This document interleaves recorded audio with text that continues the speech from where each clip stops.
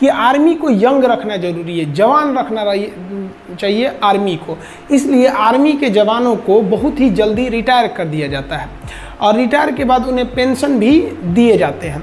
Pension के बोझ को कम करने के लिए टूर ऑफ ड्यूटी को लाया गया। मान लीजिए अगर इस साल 1000 लोगों को भर्ती किए, फिर अगले साल 1000 लोग, फिर अगले साल 1000 लोग, 3 साल में हमारे पास कितने हो गए? 3000।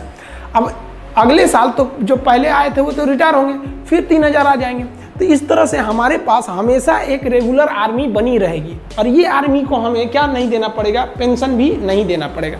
अभी हम पेंशन पे आएंगे, चर्चा करेंगे। अब थोड़ा सा हम आगे समझते हैं टूर ऑफ ड्यूटी में। ध्यान से समझिए, इस टूर ऑफ ड्यूटी के बारे में समझिए। ये एक तरह का इंटर्नशिप है। इंटर्नशिप क्या होता है कि आपको किसी खास काम के लिए और खास फिक्स समय के लिए जब बुलाया जाता है तो उसे इंटर्नशिप कहते हैं। इससे सेना हमेशा जवान रहेगी, यंग रहेगी। जैसे मान लिया कि हमने 1 साल के लिए 1 लाख लोगों को किस में भर्ती किया? टूर ऑफ ड्यूटी में। इस साल भर्ती किया, फिर अगले साल 1 लाख को भर्ती कर लेंगे, फिर अगले साल 1 लाख को कर लेंगे, यानी 3 लाख हमारे पास आ गए सब। फिर अगले साल इधर 1 लाख को रिटायर करेंगे तो फिर 1 लाख को भर्ती भी तो कर लेंगे।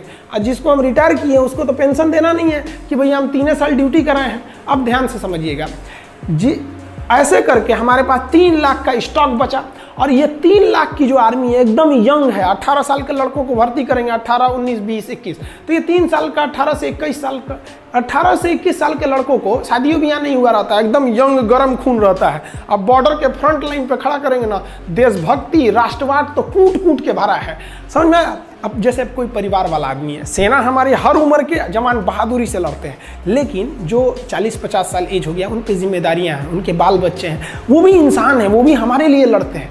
तो एक उनके ऊपर जिम्मेदारी है। एक वो जो नया नया छोड़ा जाता है, इसमें कोई जिम्मेदारी नहीं, ना आगे नाथ ना पीछे पगा, गोली चलाया रे तुम हम पे, ये वो चलाएगा हमसे चुरा बम मार देंगे यहाँ पे।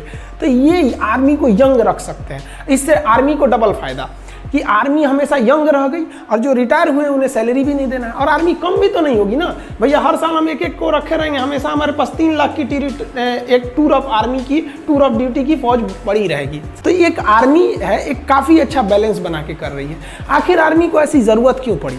अब आप कहिएगा, यहाँ एक नेगेटिव पॉइंट ये आता है कि अगर हम 3 साल ड्यूटी करा के निकाल देते हैं तो जितने भी आएंगे हमारी सेना यंग तो रहेगी लेकिन एक्सपीरियंस नहीं हो पाएगा। देखिए, जवान रहना भी ज़रूरी है, एक्सपीरियंस का भी रहना ज़रूरी है। कहीं कहीं जोश और जुनून काम नहीं आता है, एक्सपीरियंस काम आता है।